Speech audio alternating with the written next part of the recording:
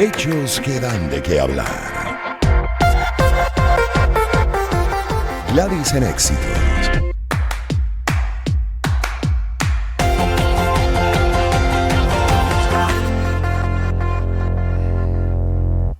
Bien, en esta primera entrevista de la segunda hora vamos a conversar, como lo había anunciado, con el director ejecutivo del Departamento de Liderazgo Juvenil, Organización Sionista Mundial, ya lo tenemos conectado, es Ariel Goldschmidt, no sé si lo dije bien, él me corregirá con su apellido, pero bueno, lo importante el contenido, además que quiero que comparta con la audiencia de este programa, audiencia nacional, sobre cómo ve él a la Franja de Gaza. Es uno de los artículos que me llamó mucho la atención, ha hecho varios interesantísimos, invito a leerlos, pero este en particular, él planteaba que Gaza puede ser Dubái y en medio de las circunstancias que se atraviesan, esta última escalada, la verdad es que uno se pregunta de qué manera, cómo, con un conflicto además muy complejo que evidencia que pues cuesta arriba solucionar porque estamos hablando incluso de diferencias profundas desde el punto de vista ideológico, cómo se puede realmente cambiar una idea en la que se plantea incluso que el enemigo no debe existir.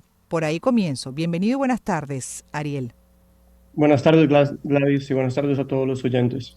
Gracias por estar estos minutos. Pero bueno, vamos a empezar un poco escudriñando sobre el origen de este conflicto, cómo lo ve y hasta qué punto puede haber solución y el bienestar que uno aspira y espera para las poblaciones tanto del Estado de Palestina como de Israel. Claro que sí, con gusto.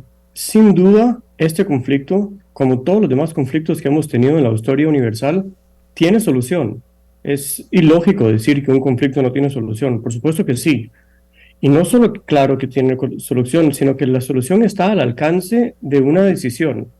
Es decir, yo me imagino, sueño, que en el futuro, quizás serán 100 años o en 200, pero tarde o temprano, el conflicto árabe-israelí, que lleva ya 100 años de existencia, se resumirá en tan solo una página más en un libro de historia que niños en el colegio odiarán.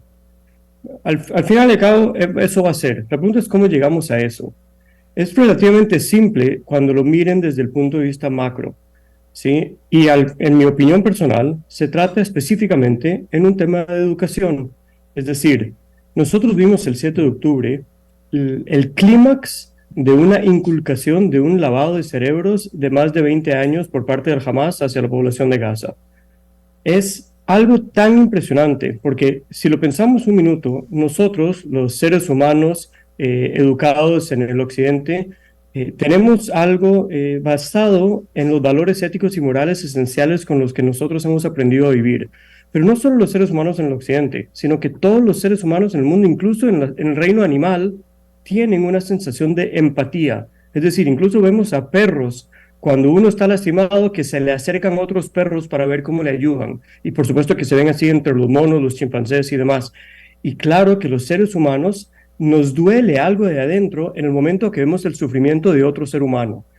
No solo que no somos capaces de hacerle daño a un desconocido así nomás, sino que nos duele ver que otra persona sea dañada. Claro, por supuesto que hay psicópatas, violadores y asesinos, que a esos los ponemos en la cárcel, pero los seres humanos normales, en la inmensa mayoría de nosotros, sentimos la necesidad de poder apoyarnos unos a los otros. Tenemos esa empatía de solidaridad social. Así que no solo que no somos capaces de hacer estas acciones, sino que somos incapaces de ver que se hagan. En este caso, el 7 de octubre, una población entera de miles de personas fueron capaces de ser partícipes en violaciones grupales, en asesinatos en sangre fría, le sacaron el bebé a una madre embarazada y lo apuñalaron enfrente a ella antes de dispararle. Hicieron cosas inimaginables que ni siquiera en las películas más horrorosas de Hollywood se pueden ver, y todo esto lo sabemos porque ellos mismos llevaban cámaras de alta resolución filmando sus atrocidades y poniéndolo en vivo y a todo color para que el mundo los pudiera ver.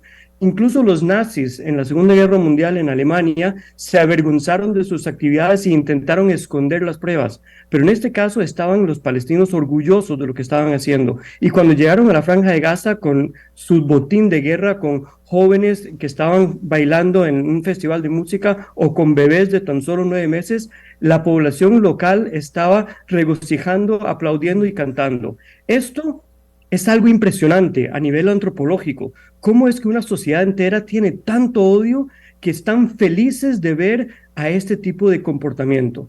Mi perspectiva, y después de muchos años de estudiarlo y analizarlo también como oficial en el ejército, es que esto es el resultado de un lavado de cerebros muy profundo por muchos años, por 2 décadas que lleva el Hamas en el poder.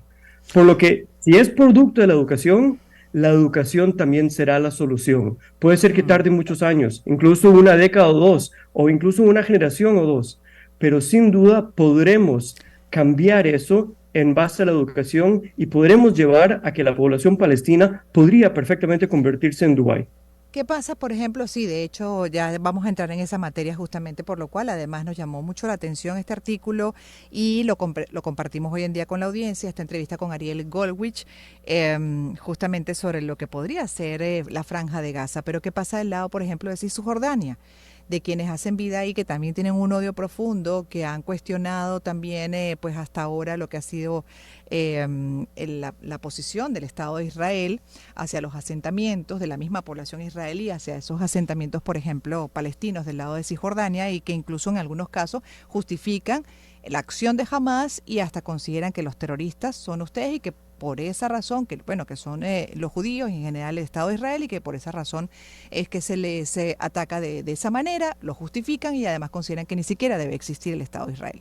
¿Qué pasa del lado de Cisjordania?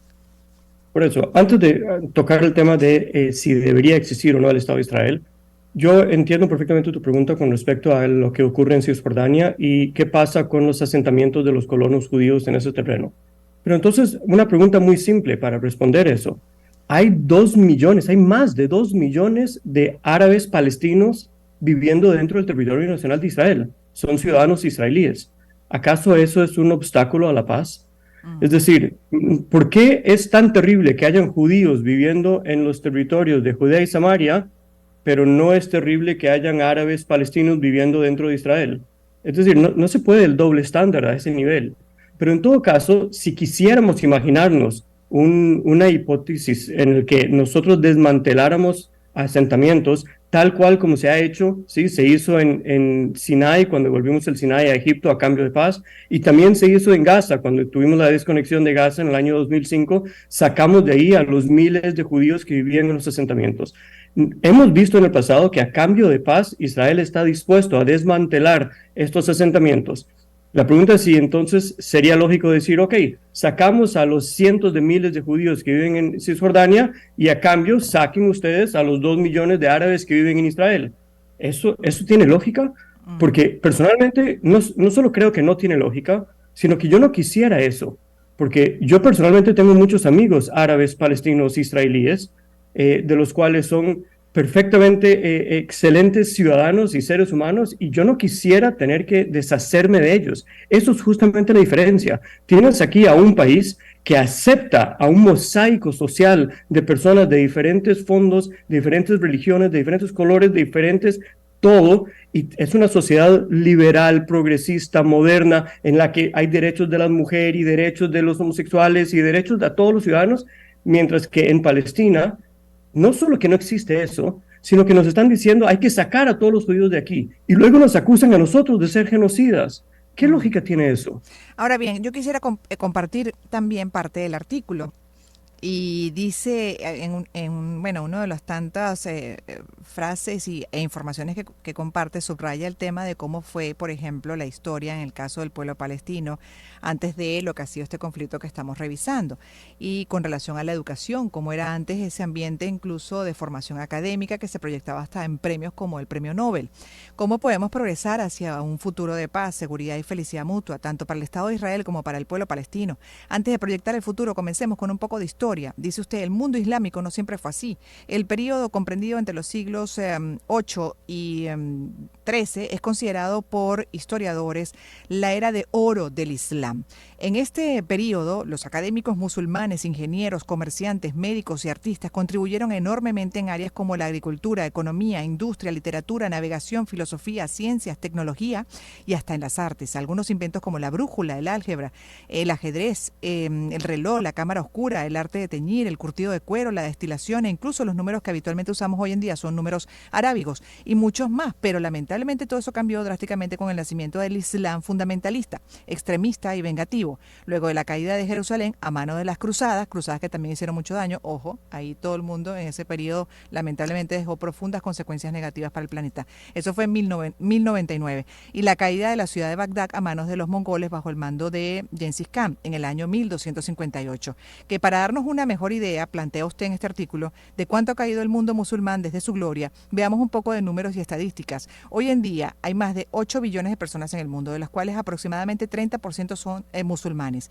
Sin embargo, solo 16 musulmanes han sido ganadores de premios Nobel, y de estos 9 son premios Nobel por la paz. Es decir, a pesar de 30% de la población mundial, únicamente tienen 1.6% de los premios Nobel, mientras que la población judía mundial, por ejemplo, que alcanza tan solo 0.03% de la población del mundo, tiene alrededor de 22% de todos los premios Nobel. Es decir, de los 965 premios Nobel que se han entregado desde 1901, que inició esta premiación, 214 han sido entregados a judíos. ¿Qué evidencia esto? Yo quisiera, de verdad, porque a mí me parece un dato muy importante a reflexionar, y cómo ha ido variando esa formación que usted destaca, por ejemplo, de los musulmanes en el tiempo, ahora centrada a básicamente un tema de conflicto y de confrontación. En este caso no vamos a generalizar esta porción de la tierra, específicamente en la Franja de Gaza y del lado también de Cisjordania, hacia los judíos y los israelíes. Claro, yo específicamente trato ese ejemplo únicamente porque yo como educador creo en la importancia de la educación. Y aquí lo vemos, ¿sí? Cuando se trata de una sociedad que halaga la muerte, una sociedad que lo único que interesa es el futuro paraíso con sus 72 vírgenes que se supone que te están esperando, entonces no hay ninguna lógica para invertir en estudios académicos actuales. Ahora, lo peor de todo es que cuando se trata de una sociedad de extrema pobreza, bajo un mandato de dictaduras horrorosas, y ojo, el mundo musulmán árabe, con todos los petrodólares que tiene en los últimos 100 años, pudieron haber hecho maravillas, y efectivamente lo hicieron en Dubái, pero es un ejemplo muy pequeño. ¿Por qué no se ve así Irán? ¿Por qué no se ve así Irak? ¿Por qué no se ve así Arabia Saudita o Egipto o Algeria o Túnez? Todos esos países que perfectamente pudieran haber sido así si hubieran bajado un poco el nivel de corrupción, hubieran invertido un poco más en la educación de sus hijos. Pero para hacer eso, hubieran tenido que decidir invertir en esta vida ahora, en lugar de estar invirtiendo en el futuro, en el paraíso que se supone que los va a estar esperando cuando mueran.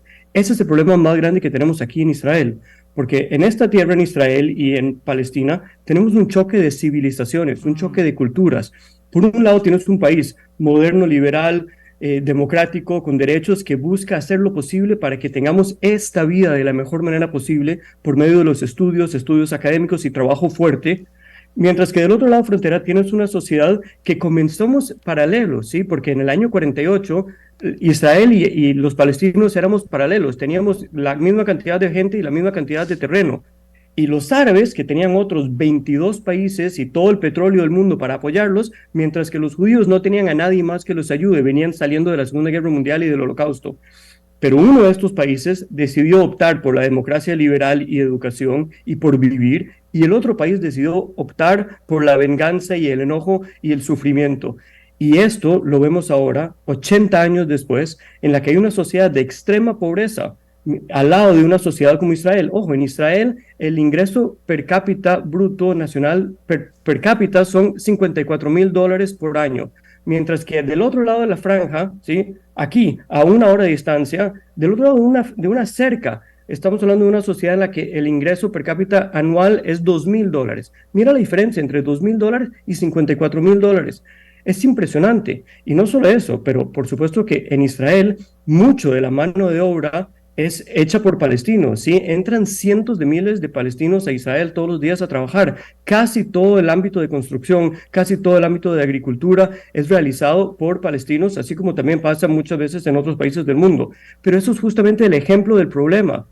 El ejemplo es que se trata de una sociedad que no ha invertido en su educación, a pesar de tener los recursos para hacerlo, porque perfectamente hemos visto que han tenido billones de dólares ingresados a la Franja de Gaza, pero lo han invertido en armamentos, en túneles y en la corrupción que ha llevado a sus autoridades a tener sus cuentas de banco más grandes de las que tiene Oprah Winfrey y Taylor Swift.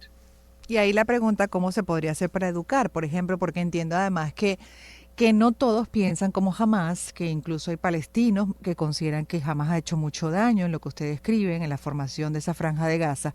Pero bueno, ¿hasta qué punto podría, y dentro de lo que estamos viviendo, encaminarse la franja de Gaza hacia lo que además planteó en este artículo, que se pueda convertir en algún momento hasta en una Dubái, porque además destaca que hay similitudes entre la ciudad de Gaza y la ciudad de Dubái? Las similitudes entre la Franja de Gaza y Dubái son impresionantes. Dubái son 35 kilómetros cuadrados, la Franja de Gaza son 40 kilómetros cuadrados. Ambos son desérticos sin fuentes de agua potable, ambos son costas perfectas, cristalinas, hermosas. Los dos son pueblitos pobres, bueno, hace 20 años eran pueblitos pobres de pescadores y de repente Dubái se convirtió en una meca de turismo con la torre más grande del planeta, el Burj Khalifa, y con los hoteles más finos y las tiendas más Sí, exclusivas sí. y restaurantes con estrellas Michelin. Perfectamente Gaza podría hacer eso. Solo tienen que ocurrir tres cosas. Uno, los palestinos tienen que decidir aceptar que Israel va a existir. La frontera exactamente 1 kilómetro más, 1 kilómetro menos, es irrelevante. O sea, honestamente es irrelevante porque se trata de un país tan pequeño, ¿sí? Para darte una idea, la distancia entre Judea y Samaria y el mar, ¿sí? O sea, toda la franja que es Israel, llega a ser 11 kilómetros de diámetro. Eso es, ¿sí? Así que quieren 1 kilómetro más o 1 kilómetro menos. Se trata de un tema a tal nivel que estamos dispuestos a destruir todo nuestro futuro por 1 kilómetro más. Está bien, llévense 1 kilómetro más, no pasa nada.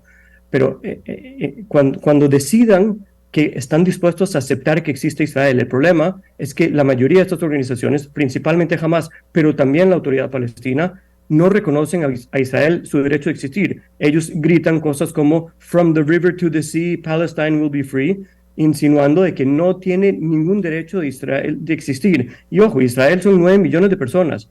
O sea, ellos están declarando en vivo y a todo color la destrucción total, el genocidio del pueblo judío. Eso es lo que ellos sueñan hacer al destruir el Estado de Israel.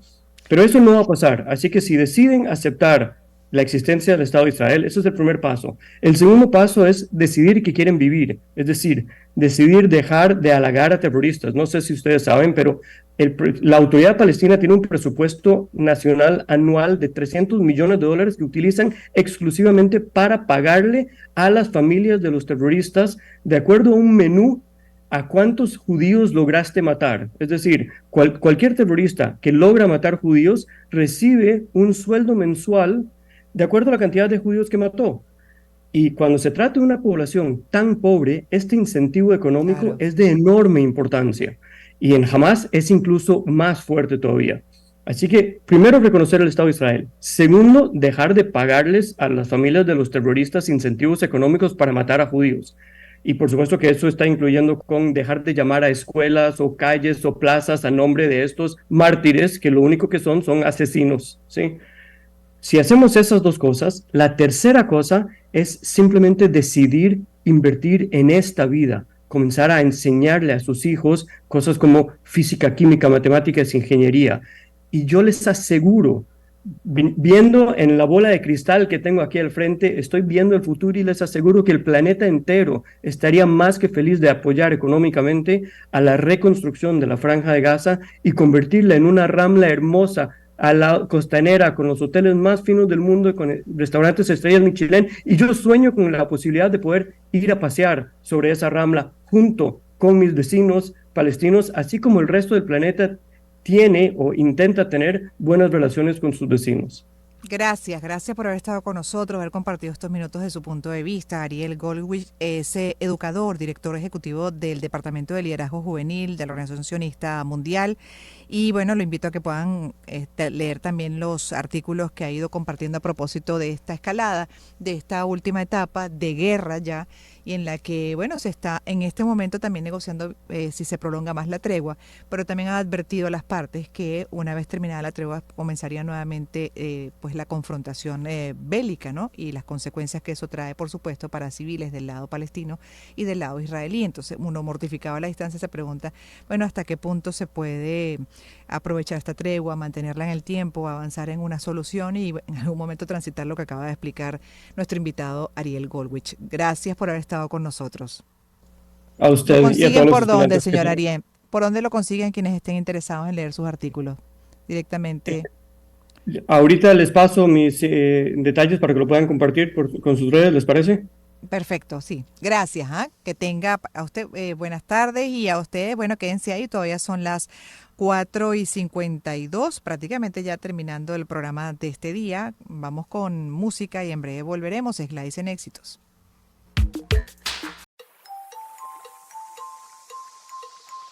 Espacios para convivir. Circuito Éxitos. Caracas, Maracay, Puerto La Cruz, Puerto Ordaz, Barquisimeto, El Vigía, Mérida, Táchira, Margarita, Maracaibo, Maturín. Circuito Éxitos. Sonidos en primera fila.